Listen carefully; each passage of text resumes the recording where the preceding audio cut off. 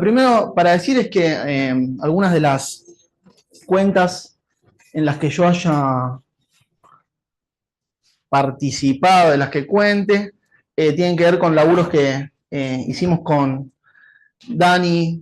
Hacer el clic de nuevo porque no va a funcionar si no. Okay. Bien.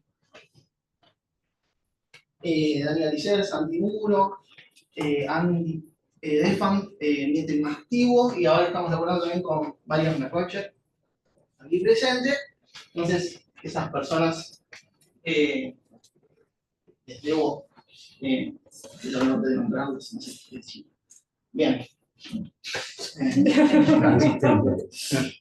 Bien. Entonces, para arrancar, bueno, una función holomorfa, una variable, es que el cociente, no, que exista el límite del cociente incremental, ¿no? Pero también está la noción de que una función sea analítica, que básicamente se puede escribir como serie de potencias, y uno de los teoremas que uno ve en Mate 4, y hablamos de esto, o en análisis complejo, dice que estas dos cosas son lo mismo, y una observación a nivel personal, creo que con esta, yo hacía física antes, lo vi en Mate 4, este teorema, y creo que en ese momento fue el momento en el que estaba más atento, y creo que fue el primer teorema que dije, acá hay algo no trivial pasando, y que me llamó la atención, ¿no?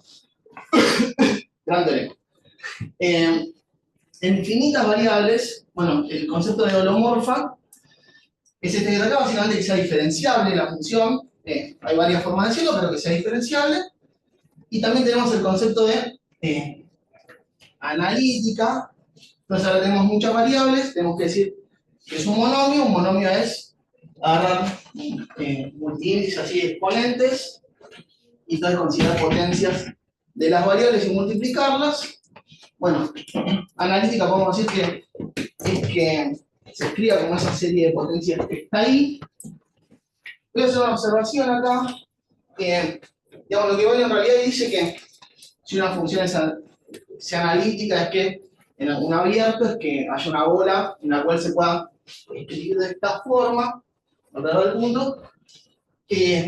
La forma que tienen esas bolas en realidad, maximales o como se diga, es si uno mira productos cartesianos de disquitos de diferentes tamaños, en cada variable, ¿no? Tenemos diferentes radios, disquitos, esto en C, este es el disco por R1, el disco por R2, y así, las variables que tengan que ser. Bueno, si uno tiene una función isomorfa, perdón, analítica, quiero decir, en algo está pinto, entonces en todo ese conjunto se puede describir de esta manera, ¿no? Ocurriendo esas cosas. Entonces, digo, esa observación la hago porque entonces si la función fuera analítica en todo el espacio, básicamente es que en todo el espacio se puede escribir como una serie de potencias en este sentido, ¿no? Que básicamente f de z sea, o sea, el centro ahora está donde queramos, puede ser el 0, entonces tenemos coeficientes, z a la alfa, y bueno, como ahí, pero entonces si es en todo el espacio, uno puede escribirlo de esta forma.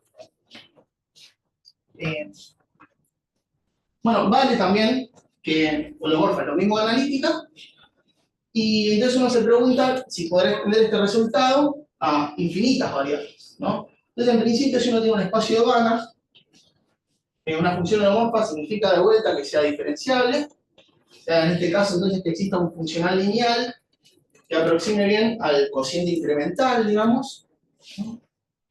Y podemos preguntarnos qué significa que sea analítica, o si hay alguna forma de decir que sea analítica. Bueno, en principio es el espacio general, el espacio de Banach. Existe el concepto de polinomio M homogéneo, esto es agarrar una forma M lineal y evaluarla en la diagonal. Y el teorema que vale es que son equivalentes, que f sea holomorfa y que se puede escribir como suma de polinomios M homogéneos. Esta sería la generalización que hay. Pero el problema, digamos, si se quiere, o lo que uno se puede preguntar es, esto es más o menos abstracto, en general, los polinomios homogéneos son cosas abstractas, que no se pueden escribir como sumas de monomios. Se podrá escribir esto como de esta misma manera, como sumas de monomios, o qué sé yo. Muy bueno. Entonces hay que preguntarse qué significa un monomio en este caso. Y para hablar de monomio, tranquilamente necesitamos una noción de coordenada. Entonces, si es un espacio más o menos loco, quizás no tenemos una noción de coordenadas, pero restringámonos a lo que llaman espacios de sucesiones.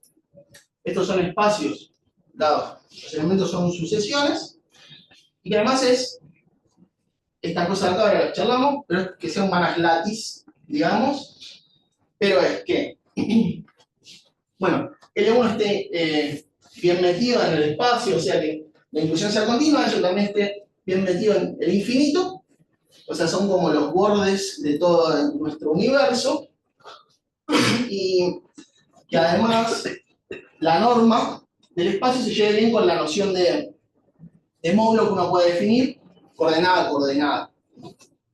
Y en definitiva, si uno tiene un elemento más chico que otro en ese sentido, bueno, la norma respeta la misma desigualdad. Todo esto que es un espacio de sucesiones. Quizás al final de toda la charla logre convencerles de que, además de que este es el lugar donde podemos empezar a hablar de esto, este es el lugar correcto donde hablar de todo esto, digamos, ¿no? En el sentido de la teoría de categorías, si se quiere. Pero de hablar de todo esto que todavía no hablé demasiado. Pero, bueno, entonces si tenemos esta noción de coordenadas, podemos definir los monomios y agarramos un multiíndice con soporte finito. Ahí ya no me importa el soporte de la variable z, porque total voy a cortar por el soporte de esto. Bueno, z a la alfa es eso que está ahí, multiplicar z1 al alfa 1 y así hasta alfa n, zn al alfa n. Y bueno, si tenemos, ahora vamos a considerar, dado un espacio de sucesiones, estos lugares donde la función va a ser holomorfa, o sea, la bola del espacio, o el espacio entero, digamos, para restringirnos a algo más concreto, ¿no? Vamos a considerar funciones holomorfas, la bola del espacio en el espacio entero, y en esos casos tenemos una sucesión de coeficientes para cualquier función que cumpla eso, que sea holomorfa, o en la bola, o en el espacio entero, y esa sucesión de coeficientes se consigue mirando los coeficientes que uno tiene al mirar las restricciones de la función a su espacio de dimensión finita. Cuando uno mira en su espacio de dimensión finita, como era holomorfa, sigue siendo holomorfa ahí, pero como holomorfa es lo mismo que analítica en el sentido de la convergencia monomial, tenemos esos coeficientes que están ahí. Bueno, eso en principio dependería seguramente de la dimensión del espacio con el que cortamos, pero se puede ver que no depende, entonces están bien definidos. ¿Bien? Entonces, la expansión monomial de una función, digamos, es algo de este estilo.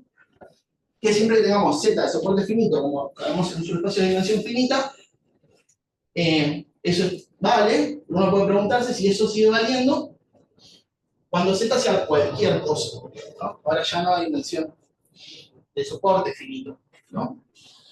Y en general, entonces, queremos entender, o sea, no vale en general para cualquier z que uno agarre en los dominios esos, la bola o el espacio, por un espacio cualquiera, que siempre vamos a escribir a la función en ese punto como su expansión monomial. ¿Bien? Lo que uno se pregunta es, bueno, ¿cómo es el conjunto? Si puedo escribir el conjunto, se llama de convergencia monomial, o sea, dado una función, su conjunto de convergencia monomial va a ser conjunto de puntos para los cuales vale efectivamente esta igualdad acá. Entonces esto está.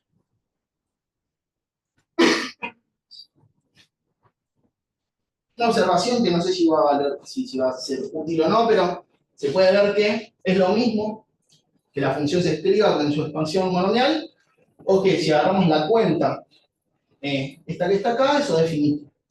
O sea, siempre que pasa esto, se puede escribir a f de esta forma, y siempre se puede escribir a f de esta forma. Bueno, lo que pasa es que si se puede escribir a f de esta forma, como acá no hay un orden dado natural, lo que tiene que pasar es que en cualquier orden esto sume, entonces la convergencia es absoluta, no incondicional, y entonces tiene que pasar esto que está acá. ¿Está bien? Bueno, y si tenemos una función, vamos a definir su conjunto de convergencia monomial, y si tenemos muchas, o sea, una familia de funciones holomorfas, conjunto de convergencia monomial es intersecar de todas las funciones que viven en la familia, o sea, considerar que se cumpla que f de z es su expansión monomial para todas las funciones de la familia, ¿no? Esos los z que cumplen eso son el conjunto de convergencia monomial de la familia. Entonces, hasta ahí, este objeto, que es el conjunto de convergencia monomial de una familia de funciones holomorfas, bueno, digamos, nombremos alguna familia de funciones holomorfas naturales de estudiar que tenga sentido. Si X es un espacio de Banach, bueno, pensemos en sucesiones porque ahí solo tiene sentido hablar de estas cosas. Las definiciones de estas sirven para espacio de Banach, pero pensemos en espacio de sucesiones.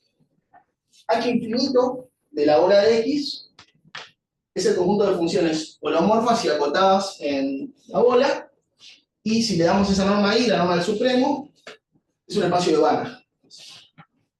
Otro espacio de Banach con la misma norma es el conjunto de polinomios n homogéneos.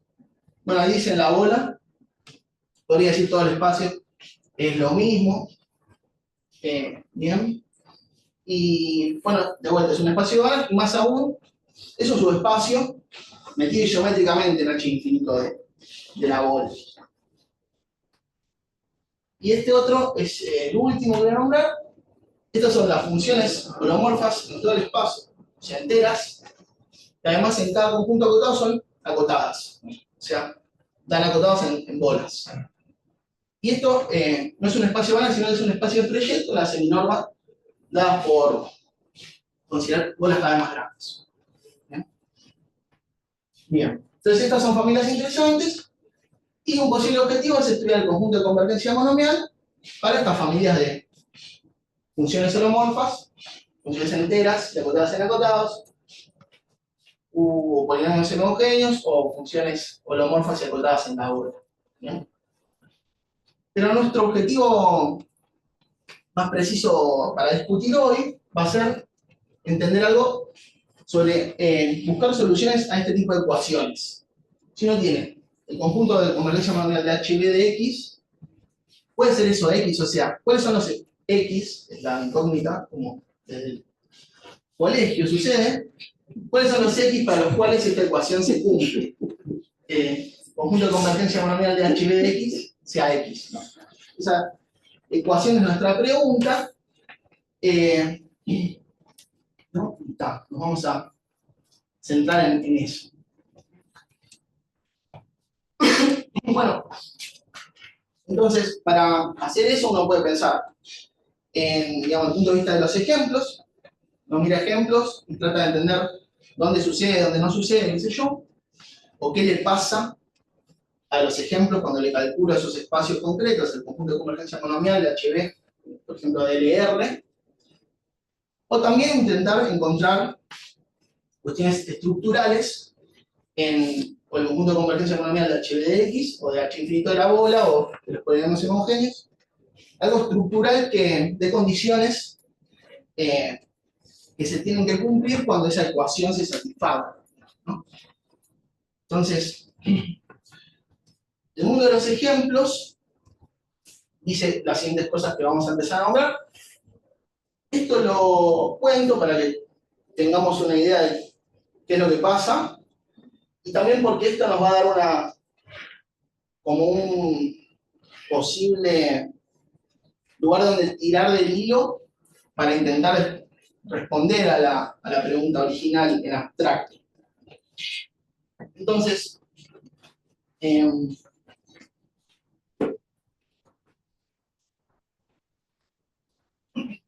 bueno, Ryan en el 87 dijo, la cuenta que hizo se puede interpretar como el conjunto de convergencia monomial de HB de L1 es L1.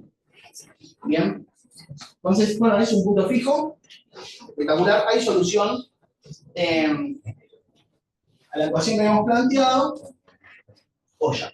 ¿Habrá alguna otra solución? Es la pregunta.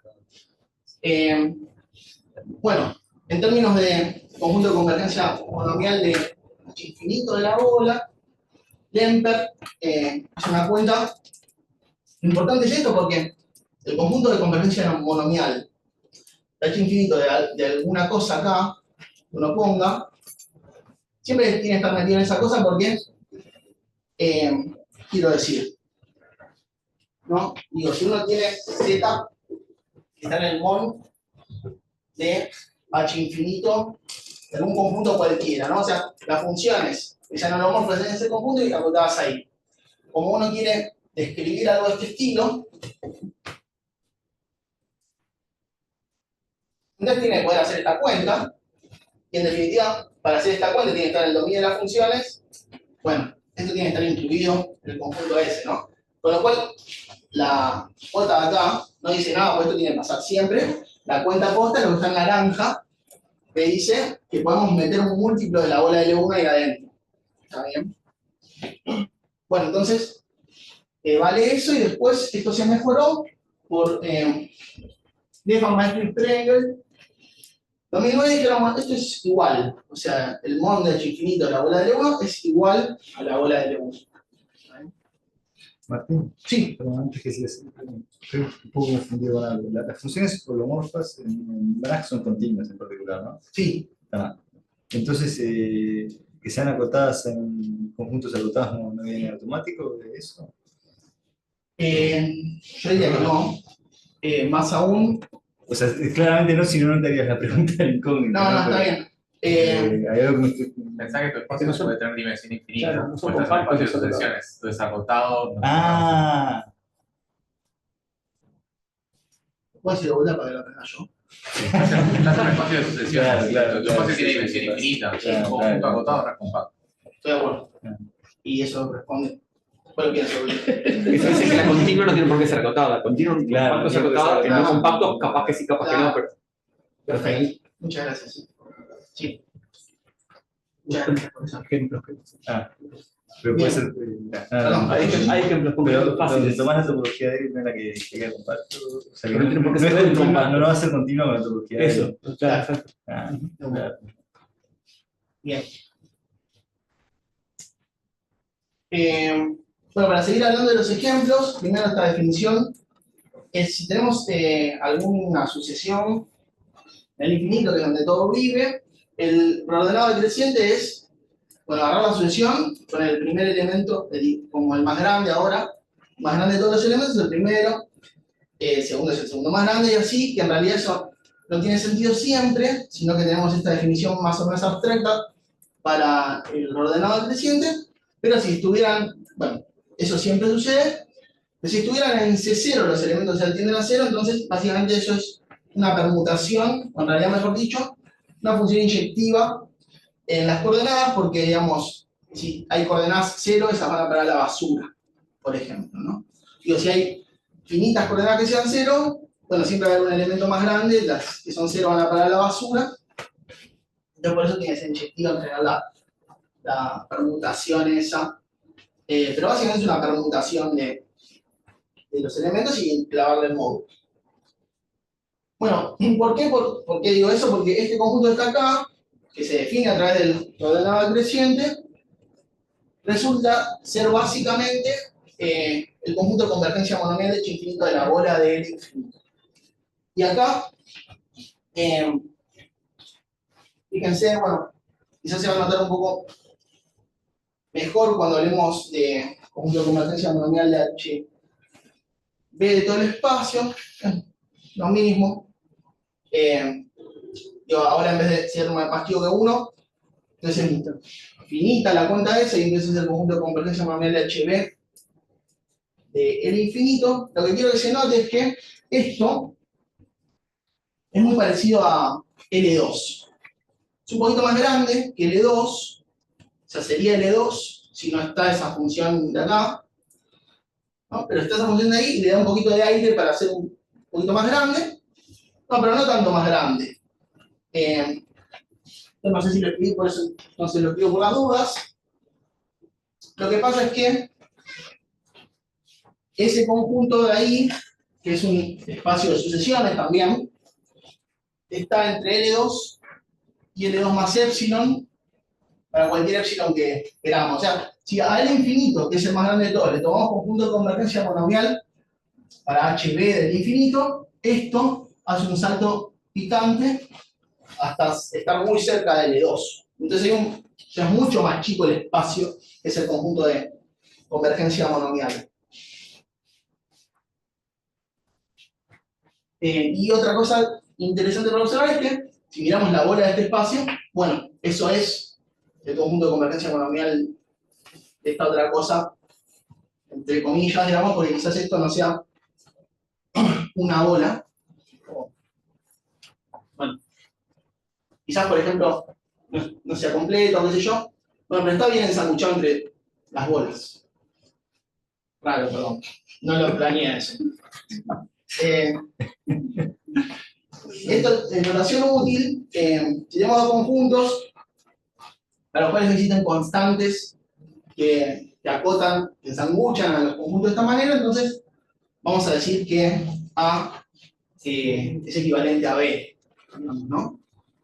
Y en ese sentido, entonces, lo que tenemos es que el conjunto de, acá me faltó la palabra mon, conjunto de convergencia monomial de H infinito de la bola del infinito es equivalente a ese B, que era el que esta cuenta da más chico que 1. Bien. Bueno, y esto que sí había escrito efectivamente, yo pensaba que así lo había hecho, pero era esto que decía, ¿no? Estos espacios también son espacios de sucesiones. Fíjense, tienen cierta reminiscencia con el B que nombrábamos antes. Antes el BS, ahora tiene un cuadrado básicamente y esta función es el logaritmo de n. Estos espacios se llaman espacios de Marcinkiewicz. Y, digamos, módulo de ese símbolo ahí son muy parecidos a L1. ¿No? Son espacios de sucesiones, y si el símbolo es esto acá, sirven para caracterizar el conjunto de convergencia monomial de HB de LP y también el de H infinito, ahí también me faltó la palabra mon, de la bola de LP. ¿Bien? El conjunto de convergencia monomial de HB de LP es ese espacio, y el conjunto de convergencia monomial de H infinito de la bola de LP es equivalente a la bola de ese espacio. ¿Bien? Esto sucede. Y fíjense una cosa, bueno, dijimos, este espacio es muy parecido al L1, P en este caso tiene que estar entre 1 y 2.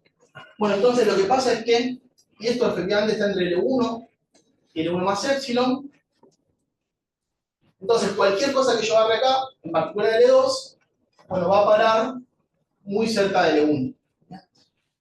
Entonces como que si esta dinámica la iteramos dos veces, enseguida nos acercamos una banda a L1 que, recordemos, era el único ejemplo hasta ahora que teníamos de espacio que resuelve la ecuación esa, como ecuación de punto fijo, digámosle, porque es un punto fijo en esto, ¿no? Si tenemos mon de HB de X, entonces,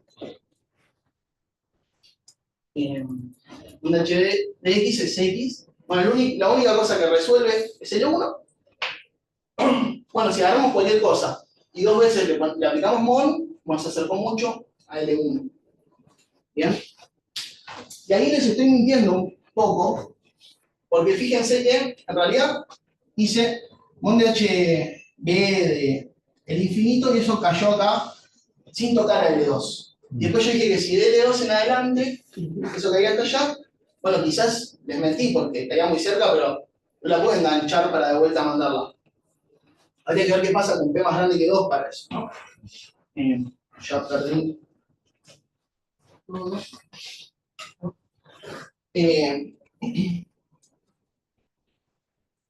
Bueno, esos los espacios de Lorentz generales en estas cosas acá. Estos espacios de Lorentz básicamente están muy cerca de LP, el P que corresponde en cada caso, digamos. En el mismo sentido que venimos diciendo muy cerca. Bueno, en ese sentido que está escrito ahí.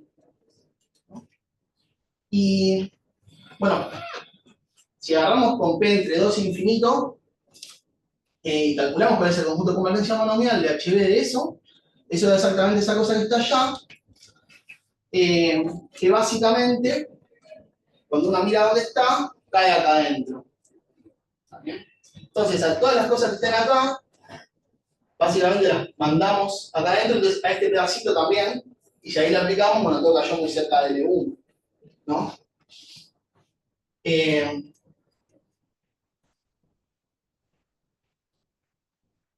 Bueno, por eso no se entiende demasiado. Pero eso es lo que dije recién, digamos, que cuando le aplicamos a cosas de acá, toca de acá adentro, básicamente. Y, perdón. Y entonces, eso permite, creo que esta conclusión que voy a decir ahora la escribí después, así que lo digo. Bueno, en principio, bueno, no lo digo porque está mejor explicado como lo escribí. Bueno, es esto. Si uno le toma mon de HB a los espacios que están acá, bueno, primero el infinito cae por acá, las cosas que están por acá caen por acá, las cosas que están por acá caen muy cerca del 1. Entonces, el problema del Ember, ¿cuál es? Bueno, básicamente es, sabíamos que conjunto de convergencia monomial de H infinito de la bola de L1 es la bola de L1. ¿Podremos encontrar algún espacio X para el cual el mon de H infinito de la bola, ese espacio sea equivalente a la bola del espacio, digamos? Entonces ese es el problema del Ember. ¿Existe alguno que no sea isomorfo de la 1 para el cual pase eso? Y en principio se saben cosas, ahora vamos a decirlas, pero no se sabe si existe algún otro que no sea L1, por ejemplo. L1 cumple, no sabemos si existe algún otro que cumpla eso. Si hubiera algún otro que cumple eso, vamos a poder ponerlo muy contra las cuerdas de L1, digamos. Bueno, y es equivalente pensarlo así, a pensarlo así, que el mon de HB de X sea X, y para convencerlos de eso, aunque sea como lo pienso yo, creo que, sea al final de la charla por convencer, podemos pensar que son dos problemas separados, en realidad son el mismo problema, ¿está bien? Encontrar algún espacio X para el cual se cumplan, que son equivalentes, mon de H infinito la bola y la bola, y encontrar X para el cual se cumpla que el mon de HB de X es X todo. Pueden ser, vamos a pensar en dos problemas diferentes, pero son el mismo. Entonces, bueno, para convencernos más de lo que igual, de algunas cabezas que decían que sí, a lo que decía, observemos algunas cuestiones. Si tenemos dos familias, F1 y F2, de funciones holomorfas, entonces tomar mon es contravariante, o sea, da vuelta a la inclusión. ¿Bien? Y tomar HB de un espacio de sucesiones también es contravariante, da vuelta a la inclusión. ¿Bien? Con lo cual, tomar mon de HB de algo es covariante. O sea, da vuelta dos veces, ok. Bueno, conclusión de esto en un toque, pero digo, entonces, si pensamos que agarremos cualquier X que cumpla esta ecuación de acá, ¿no? En particular está dentro del infinito. Y bueno, pero si tomo mon de HB de estas cosas, bueno, como es covariante hacer eso, y de este lado yo dejo X, entonces sucede esto. ¿No? Con lo cual, lo correlé con L2 en el primer paso, ¿no? Y después, bueno, todo lo que había dicho recién, nos permite asegurar que X tiene que estar metida dentro del mon de HB, por ejemplo, de LR para cualquier R entre 1 y 2, ¿bien? Pero esto de acá estaba metido en L1 más. En realidad, digamos quién era, perdón, esto es el espacio de Marcinkiewicz, que tiene este símbolo. Este símbolo era esto.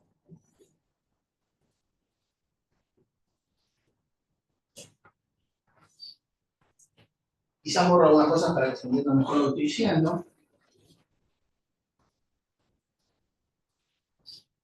Lo que digo es lo siguiente. Si X es un punto fijo, entonces tiene que pasar que X esté metido en este espacio de acá. Los zetas en el infinito, para los cuales, si yo tomo el supremo en N de, mirá el truncado de la norma L1, lo pongo acá, sumar hasta N, y esto lo divido por el logaritmo de N. A la epsilon, para cualquier epsilon que quiera, este epsilon viene de qué? Yo puedo tomar R tan cercano a 1 como quiera, y entonces 1 menos 1 sobre R es tan cercano a 0. Entonces esto puede ser 0 mayor que 0 en definitiva. Esto es finito. En definitiva tiene que pasar esto de acá. Bien. O sea, que está metido en estos espacios están muy pegados a L1. Bien. Bien, esto, con lo que veníamos diciendo, esto de acá.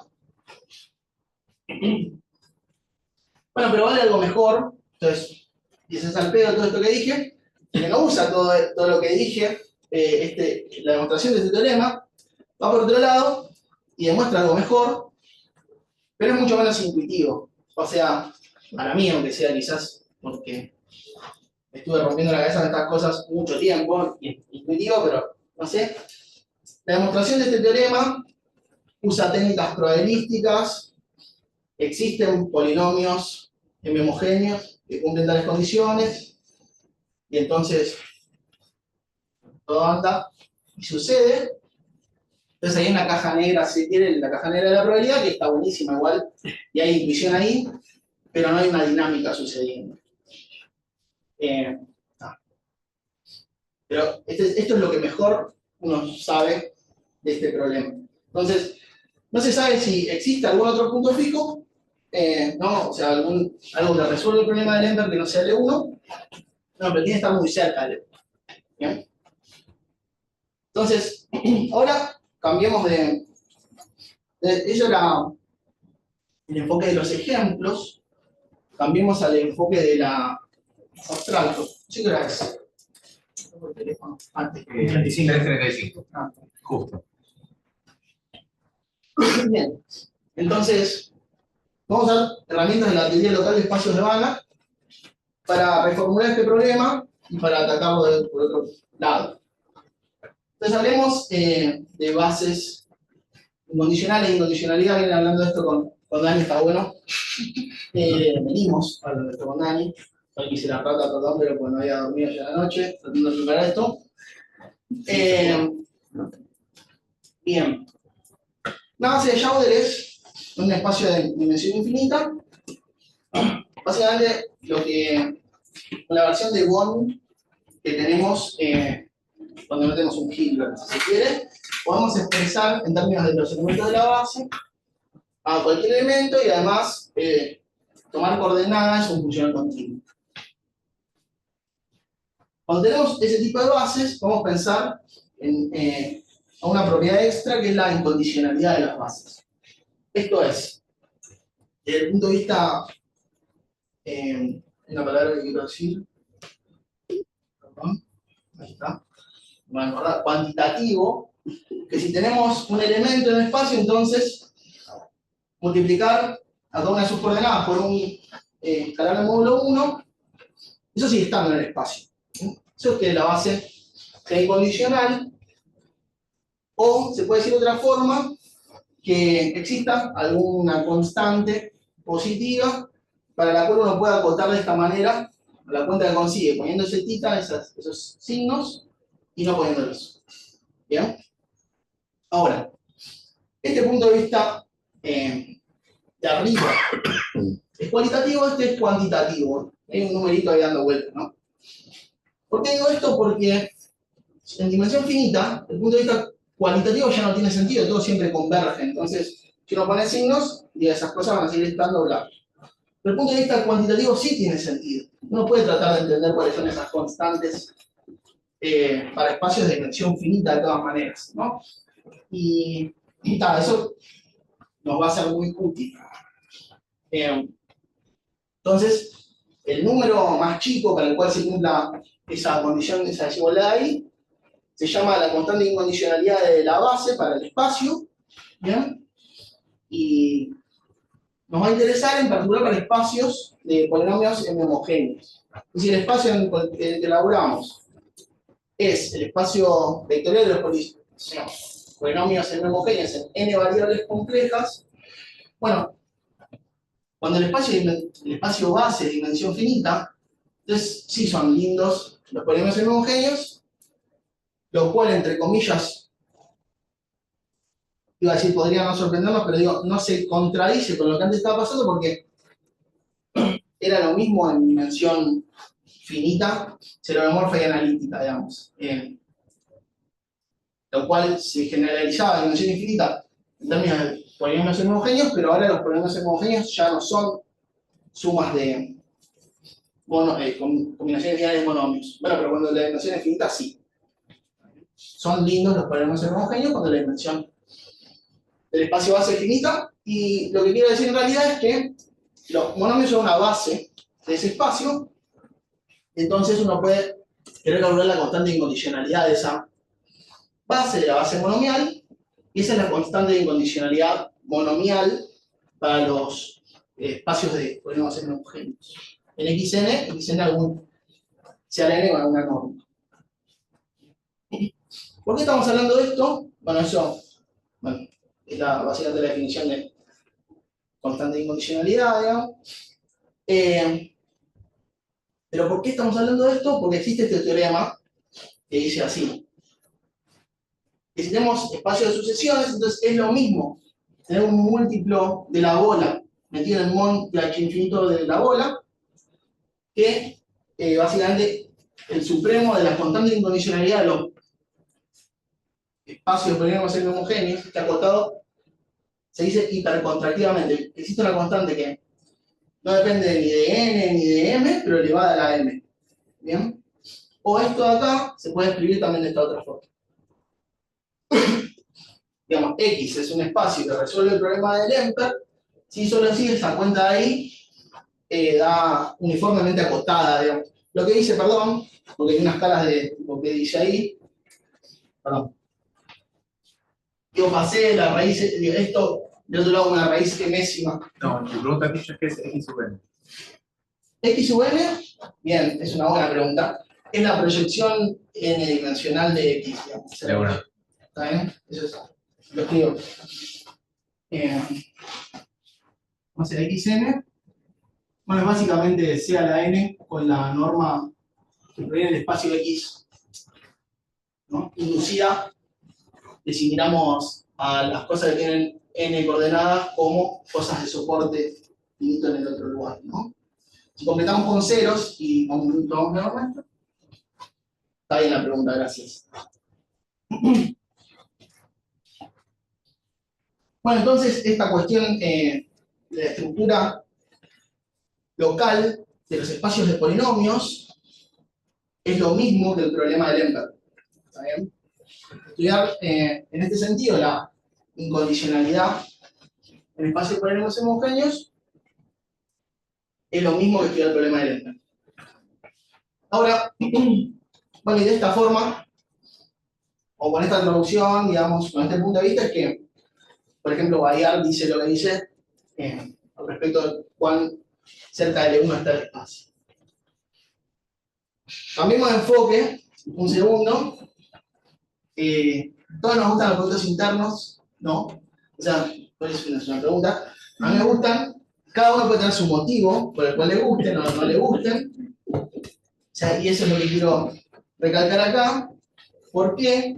Bueno, una razón que podemos tener es que siempre que tengamos un espacio de Hilbert y un subespacio de ese espacio, tiene complemento ortogonal, están bien complementados. Y eso la estructura del producto interno nos lo da. Y bueno, podemos definir bien, dado una bond, una bond para ese subespacio que tengamos, su proyección de todo el espacio al subespacio, ¿no? Y además tiene la bondad de que esa proyección de norma 1. ¿Bien? Ahora, esto no pasa en general. Por ejemplo, pasa si tenemos subespacio de dimensión finita. Si tenemos subespacio de dimensión finita, podemos tener una base, y esa base la extendemos, y dependiendo de esa base podemos definir una proyección. ¿Bien?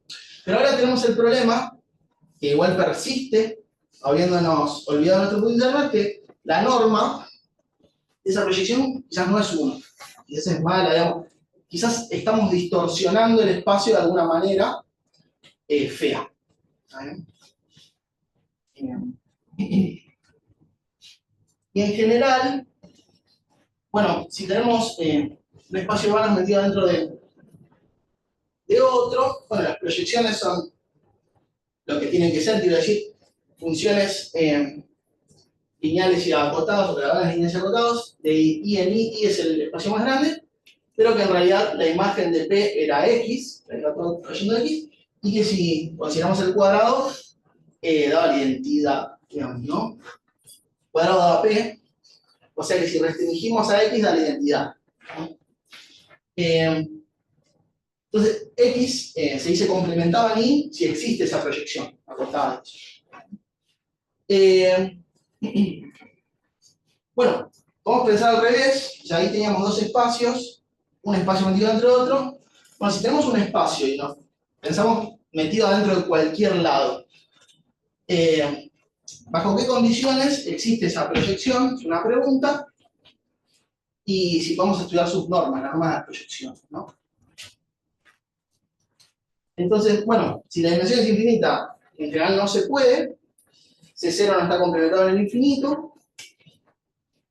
Si la dimensión es finita, bueno, sí se puede, porque lo que ya habíamos dicho antes, pero además es un resultado muy importante de la teoría de constante de proyección, todavía no dije lo que son, pero que dice que se puede hacer distorsionando el espacio a lo sumo en la raíz de la dimensión del espacio que está abajo, ¿no? El que estamos queriendo meter en cualquier lado. ¿Bien? Es un resultado de análisis Nova. O sea, podemos controlar esa distorsión tanto como la raíz cuadrada de la dimensión del espacio. ¿Bien? Esto lo digo porque no nos va a interesar este resultado en particular, pero digo, esto tiene mucho estudio y se interesa tratar de entender cómo mejorar este tipo de resultados en los ejemplos. Por ejemplo, esto es lo mejor que uno puede conseguir en general, y en los ejemplos uno puede mejorarlo, digamos, si tiene espacios concretos, pero para cualquier espacio esto es lo mejor. ¿Bien? Entonces, si tenemos dos espacios, la constante de proyección relativa básicamente es la norma más chica que podemos conseguir para una proyección, lo cual da infinito cuando no existan proyecciones acotadas, y la constante de proyección del espacio va a ser el supremo, sobre todo los espacios que podamos poner por arriba de X, de las constantes de proyección relativas. O sea, esto de acá, en algún sentido, dice cómo es la mejor de las proyecciones, la norma de la mejor de las proyecciones en el peor de los espacios. Si me tirás con el espacio más feo que se te ocurra, bueno, igual yo puedo distorsionar tan poco como esto, o tan cercano a esto. Bien, pero ¿por qué estaba hablando de esto de repente? Bueno, esto es traducir a este lenguaje de las definiciones, lo que dice cada vez Nova. Volvamos a los polinomios homogéneos. ¿Por qué nos interesa hablar de la constante de proyección? Porque para polinomios homogéneos vale, o en general esto es algo un poco más general, pero vale que si miramos la constante de incondicionalidad monomial de los espacios de polinomios homogéneos, eso está acotado por arriba por la constante de proyección. Creo que ahí puse -1 y creo que tenía que poner +1 para que tenga sentido eso. Un detalle técnico, pero acá creo que me equivoqué y acá debería poner más. No. Mira, el segundo está bien eso. No, está bien. Podemos acotar a la constante de incondicionalidad monomial de los polinomios homogéneos. Hipercontractivamente esa C que está ahí no depende de N ni de M, está elevada a la M, por la constante de proyección del espacio de polinomios M-1 homogéneo.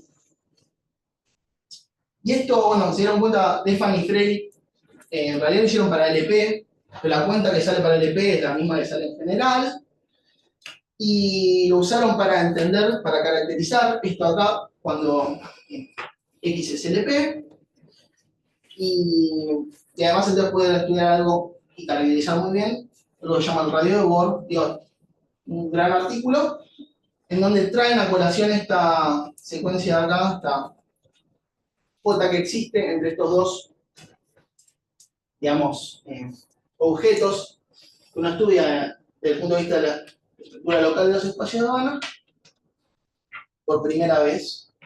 Bien. Entonces, uno podría cambiar el problema que teníamos. Recuerden que habíamos dicho, el problema de Lemper es lo mismo que estudiar esta cuenta de acá, si acá en realidad dice la constante incondicionalidad monomial. Entonces, bueno, eso no se sabe la respuesta final, se saben muchas cosas, pero podríamos cambiar a esta versión más débil del problema, ¿no? Porque como tenemos esta cota acá, entonces esto sería una versión débil de ese problema. Y, bueno, una cuenta útil o algo, en realidad no es del todo útil, quiero decir, sin esto también sale, pero para entender por dónde viene la mano, esto vale, la constante de proyección de los espacios de problemas semi-homogéneos o XN, está hipercontractivamente acotada por tomar la constante de proyección del espacio base y elevarlo a la m. ¿Bien? Y eso, por ahí un garabato para que quizás sirva para saber de dónde sale esta cuenta.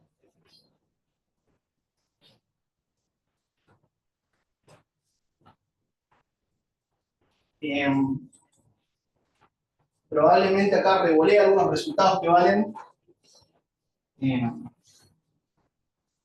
Espero que se entienda. Quizás podría haberlo hecho de otra manera, pero está, es así.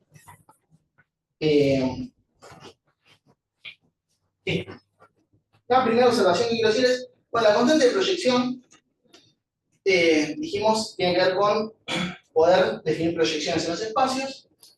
Notemos que el infinito es lo que se llama, de algún conjunto de índices, es lo que se llama inyectivo.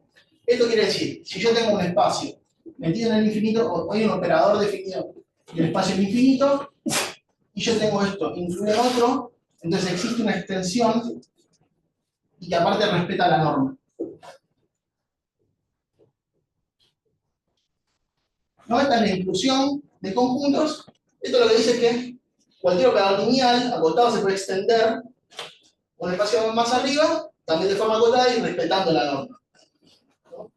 Entonces, bueno, si el infinito fuera z, entonces básicamente esto es lo que dice, ¿estoy diciendo bien? Esto está todo al revés, me parece, para que tenga sentido. No está todo al revés. ¿Querés ver que el infinito está complementado en todos lados? Claro, está al revés, está en derecho. Puedes hacerlo de dos maneras. Puedes tomar x igual a un infinito y te dice que el infinito está complementado en z. No sé si se lo querés ver. Ok, esto es verdad, ¿no? Sí, eso es verdad. Bien, perfecto. Entonces, ok, entonces me gustaría quizás a este tipo. Está bien, tiene sentido.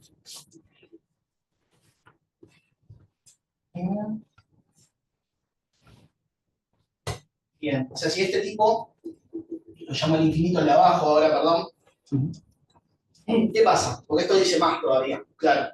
Si yo tengo una proyección cualquiera, si cualquier espacio lo puedo proyectar a X, entonces, bueno, no sé, voy a decir esto. Si tomo Z como el infinito, lo que termina pasando es que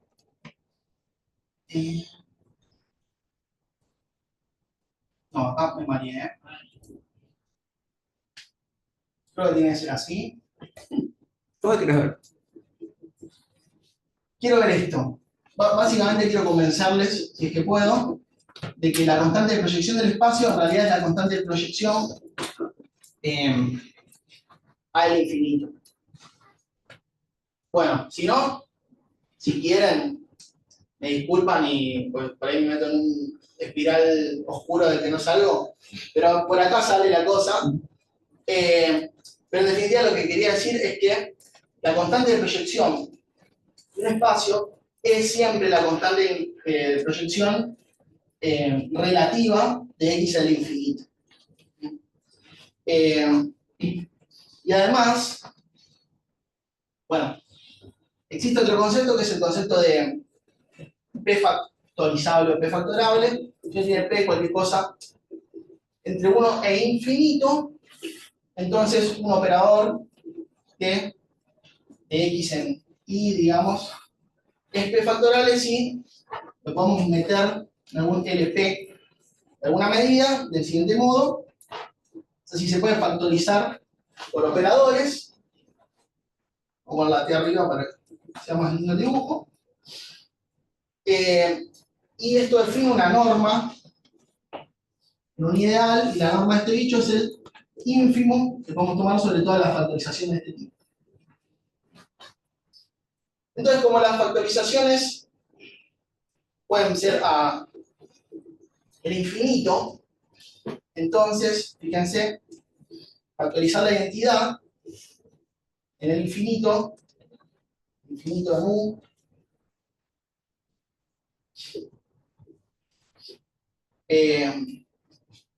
básicamente, como es la identidad, da una proyección. Si factorizamos la identidad, entonces eso da una proyección. ¿Bien?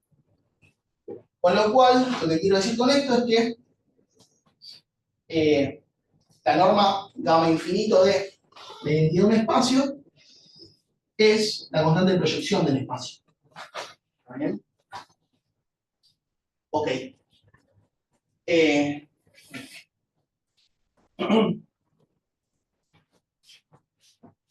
Voy a decir más cosas probablemente. Estoy queriendo probar esto, bien. Entonces, perdón, tenemos estas movidas. Lo que me interesa de todo lo que discutimos recién es que la constante de proyección de espacio es la norma gamma infinito de la identidad. ¿Bien? Ahora, corremos todo y sigamos discutiendo cuestiones.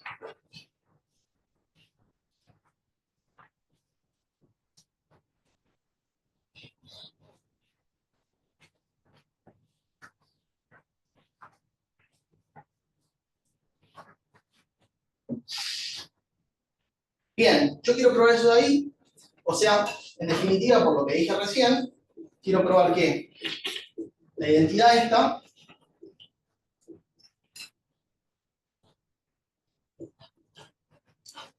le puedo tomar norma gamma infinito y con eso entender la constante de proyección de este espacio. Bueno, este espacio está relacionado con las formas multilineales, m lineales. Ya discutimos cuáles son estas flechas. Esta es la identidad de vuelta acá, pero la identidad del espacio es el espacio de abajo. Si uno tiene un polinomio homogéneo, mirando lo que llama la identidad de polarización, puede recuperar una forma m lineal de la cual, al evaluar su diagonal, tenemos el polinomio este de acá.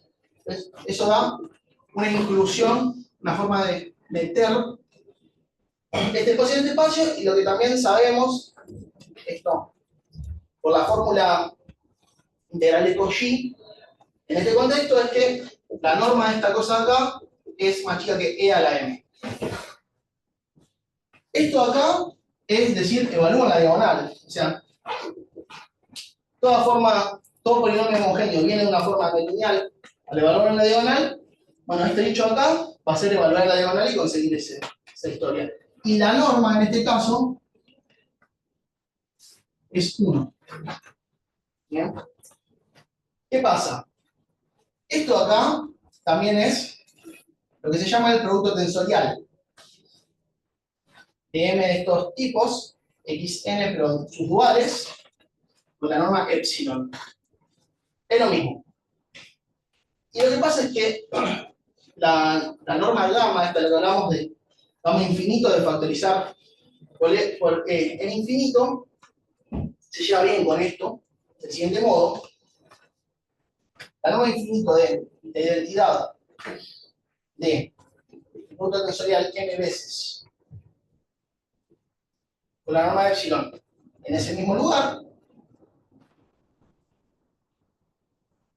es exactamente, perdón, acá me faltaron los duales, es exactamente la norma infinito, gamma infinito, de solamente la identidad de esos espacios base elevada a la m. Pasa eso. Pero esto acá, esto lo llamo una norma que tiene la propiedad del ideal. Que si podés factorizarla, entonces pasa lo siguiente. Quiero decir esto, perdón. Fíjense, la norma acá, este bicho, es entonces hacer I1 primero, hacer esta identidad después y hacer I2 al final, ¿no?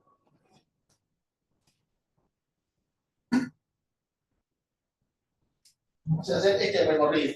Pero la norma infinito se porta de esta manera, saca afuera las normas de cosas que uno pueda precomponer o lo que sea, entonces acá nos quedó la norma infinito de la identidad en el producto tensorial. Esta cosa de acá, que era esto de acá, que esto es la constante de proyección del dual de n, de xn a la m. Entonces, si enchufamos esto acá, y esto está acotado por e a la m, porque esto está acotado por e a la m, y esto por 1, tenemos eso. Perdón si fue un garrón esto de recién, pero a mí me parecía muy divertida la cuenta, entonces me ganas de contar. Y peor aún es la siguiente cuenta. Bueno, el único espacio que resuelve el problema este débil, ¿no? Cuando en vez de la constante de incondicionalidad es la constante de proyección, lo que ponemos, o sea, esto, la solución de este problema solo sucede con L1. Y eso nace de la... Ups. Observen que para entender entonces esto que está acá, bueno, como recién lo que dijimos es que esto es básicamente como solamente mirar la constante de proyección del dual del espacio base, porque tomamos raíz mésima y esa m y todas esas cosas que están acá, estas m vuelan, y en definitiva, resolver el problema anterior es decir que miremos los espacios donde la constante de proyección de los bocados de los duales sea uniformemente acotada. Bueno, la solución es L1 y la cuenta es la siguiente. Bueno, como la constante de proyección es la norma gamma infinito de, ahí debería decir, disculpen, la identidad, bueno, vamos a escribirlo así, pero esa es la identidad de xn dual en xn dual, y ahí dice gamma 1, entonces factorizar por L1 del espacio sin tomar dual. Es una igualdad que vale. Gamma infinito de un dual es gamma 1 del espacio sin tomar dual. Bueno, pero la gamma 1 de un espacio es decir, bueno, si yo factorizo por L1, considero el ínfimo sobre todas las normas de esas factorizaciones, eso es la norma gamma 1 de la identidad, entonces puedo conseguirme U y B que cumplan esa desigualdad ahí. ¿Bien? Ahora, Strauss y Peluchinski probaron que si para cualquier operador diagonal que se me ocurra, xn en L2n, o sea, la versión finita dimensional de L2, eso está acotado de esa manera uniformemente, entonces el espacio tiene que ser L1. Es algo que vale. Y Grothendieck dijo que cualquier operador de L1 en L2 es uno sumante y vale que la norma uno sumante está acotada de esta manera. Entonces lo que uno puede mirar es, la norma uno sumante es otra norma que tiene la propiedad ideal, entonces si tenés composiciones de cosas salen afuera con la norma, ¿no? Esta cuestión de acá. Entonces, lo que queremos ver es si podemos acotar esto, independientemente de quién sea lambda, Entonces ganamos. Porque si pasa eso, el Chinky y el Industro dijeron que ganaste. Bueno, pero esto de acá, fíjense una cosa. Si yo vengo con un operador diagonal de XN en L2, puedo pensar que en realidad lo que hice fue esto. Esto es de XN en L2 acá, pero puedo decir, hice toda esta movida primero, ¿no? Porque es la identidad lo que estoy factorizando. Bueno, entonces, este operador de acá se puede escribir como esta forma. Para esos univeles que existen, tenemos la propiedad del ideal, o sea que, por tener la esta norma acá, por la desigualdad de Grothendieck, tenemos que pasar eso, o sea, esto, y después todo anda bien porque lo que sabíamos, nuestra, como se dice, hipótesis, es que esto estaba acotado de forma uniforme. Entonces, listo, ganamos. No sé si alguien tenía la energía suficiente para seguir una cuenta así a esta altura, pero esta es la cuenta. ¿Sí que la es? Son las 4. Bueno. Entonces, ya está. No llegué a hablar de nada de lo que estamos laburando con Mario. Y está bien, porque ya está. Quizás puedo decir esto solamente, velozmente, muy velozmente, que si tenemos un espacio de soluciones, lo que termina pasando, eso es lo que estamos escribiendo con Marian, tratando de tener con cuidado, es que el mon de HB de X es siempre un espacio vectorial, que más aún es un espacio de vanas, que más aún es un espacio de sucesiones. Entonces lo que pasa es que eso tiene estructura, y como tiene esa estructura,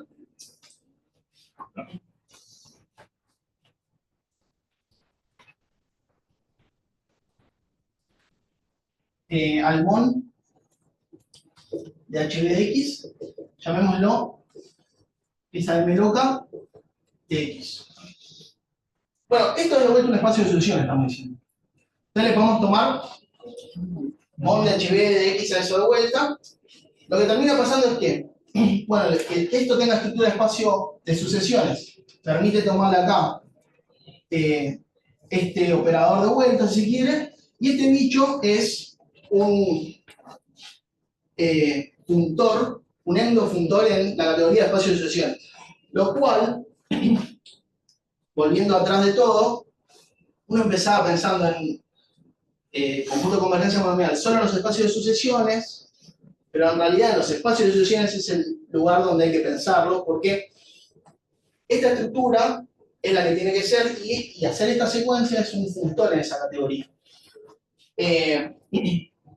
Entonces uno puede tomar una y mil veces, y infinitas veces, conjunto de convergencia monomial de HB, el espacio está por abajo, ¿no? Esto es M de X. Y lo que termina pasando es que, bueno, esas justificaciones de por qué lo que dije tiene sentido. Bueno, se puede traducir el problema del ejemplo, como dijimos, esto de acá, dijimos, quizás no es equivalente al otro, al final lo es. Bueno, hay algo en el medio que es, quizás no sean completos los espacios, hay que completarlos. Esa es el pechito de loco.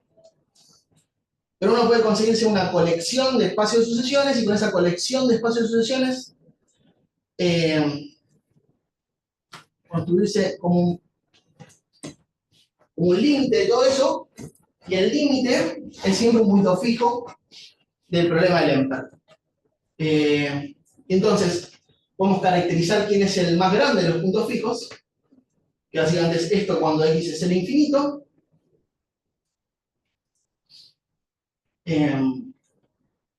Muy rápido, pero está. Y vale esto, que es que, bueno, el problema original del Emper es equivalente a este otro problema del Emper, este de acá, perdón, que es equivalente a que el límite sea un punto fijo, que eso implique que sea L1, o también que tomarle el límite a algún espacio eso de L1, entonces eso obliga a que el espacio sea L1. O que el más grande de todos los puntos fijos es este, sea L1, ¿no? Entonces, esto da, si se quiere, como un techo abstracto para todos los puntos fijos del problema del Emper, pero solo es abstracto. Y eso es sí que es.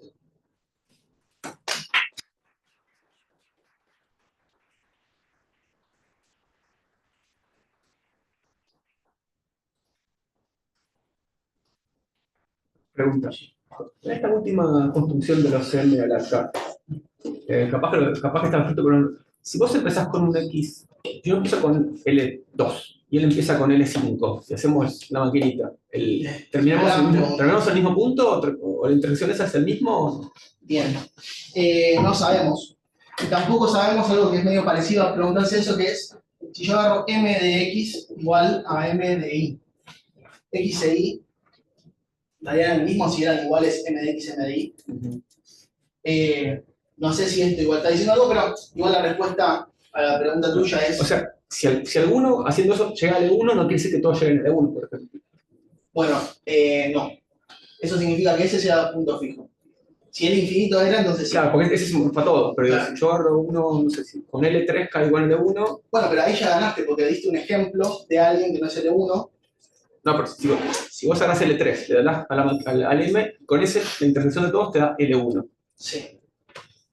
Eso significaría que todos los que están a la izquierda de L3 caigan en L1. No sé. O sea, esto. Si vos, el límite era L1, ¿qué te dice? ¿Pero ese X quién es? Ese X es... Ah, O para sea, todos pasa. Ah, está bien. Ah, por eso, pues sí, para todos, pero si es para alguno, vale para todos. Esa era la pregunta. Está bien, O sea, si es con el infinito, vale para todos. Si es con uno cualquiera, con el No, claro, yo entiendo. Ahora, esa era mi pregunta. yo también estoy medio quemado, pero no, yo creo que en definitiva, que vos digas, agarro un espacio, empujo y dale 1, empujo hasta el infinito y dale 1, eso no dice nada, a menos que efectivamente sea el infinito. Me parece. No importa que con el infinito caigas a la izquierda del mío y entonces el mío te lo empuja. No es que pasa eso. Ah, no importa, ¿cuál era? No, igual puede ser, ¿eh? Puede ser. Puede ser. No, Pero tendría que pensarlo un poco por mejor. entonces sería eso, que una sexta sería para algún espacio sucesiones, vale, Seguro. eso, ¿no? Me gusta. De una, lo vamos a pensar y le damos el 6 sí. Bueno, gracias. Me parece que eran pocas equivalencias y que nos falta alguna. De una.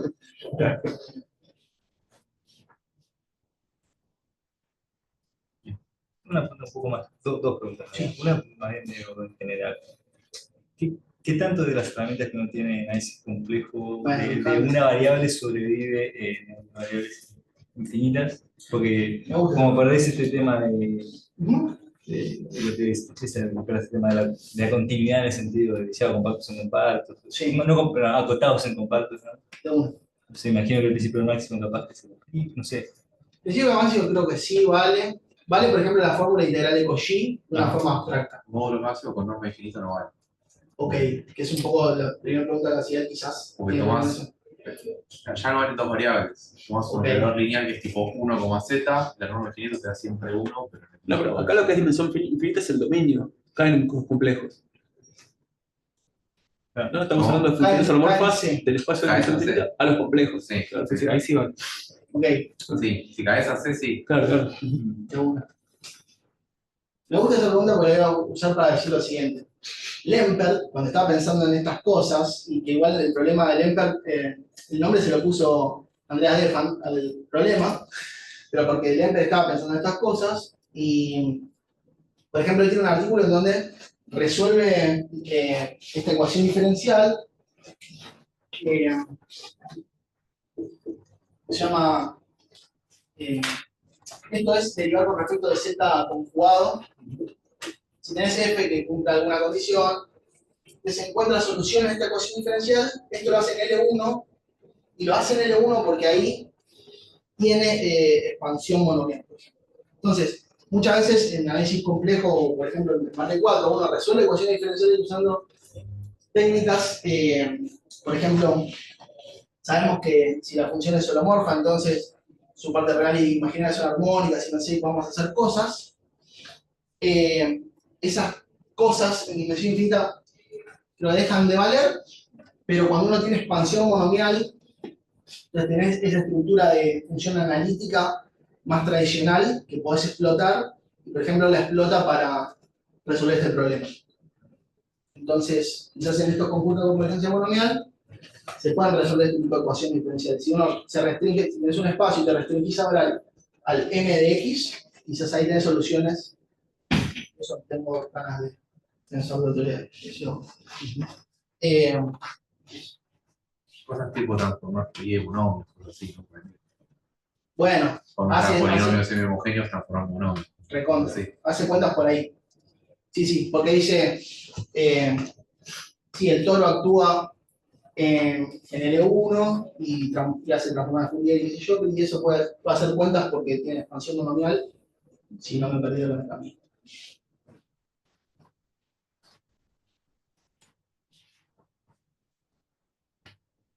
¿Tenemos preguntas? Bueno, no, pero digo, no puedo conversar ahora. Con respecto a la interpolación, ¿cómo se porta este tema ¿sabe, conmuta con interpolación tomar mon o no? Bueno, me gusta esa pregunta. Estás juntando las dos palabras más favoritas de ti. Posta.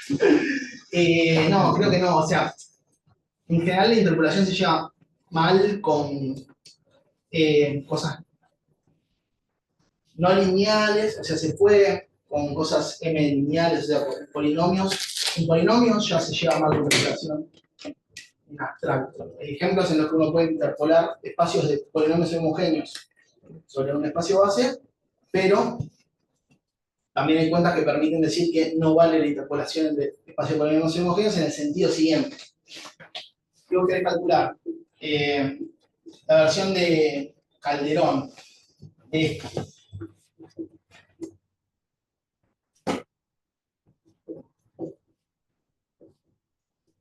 acá tendría que haber una I. El coso esto no es isomorfo, agarrar el espacio de polinomios homogéneos en el interpolado, digamos, ¿no? Ajá. En general, digamos, hay ejemplos donde dice, puedes tomar una cosa y todas son isomorfos, con lo cual no se lleva bien, hay que hacer mucho laburo para poder empujar una interpolación ahí. Es divertidísimo eso.